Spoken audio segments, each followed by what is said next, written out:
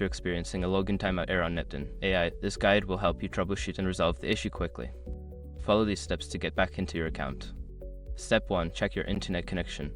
Ensure that you have a stable internet connection. A weak or intermittent connection can cause login timeouts. Try restarting your router or switching to a different network if necessary.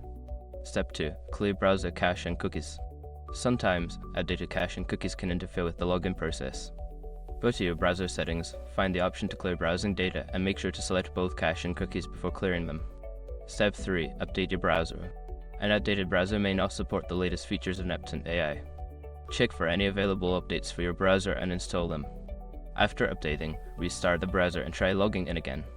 Step 4. Disable browser extensions. Secure your accounts before moving on. People seriously underestimate how often personal information gets exposed online now. Use SROC to monitor your accounts 24/7 and get notified immediately if your data gets leaked somewhere.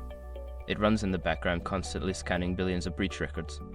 And honestly, for how cheap it is compared to the value you get, it's worth it. Link in the description. Step 5. Contact support. If the issue persists after trying the above steps, reach out to Neptune.ai support for assistance.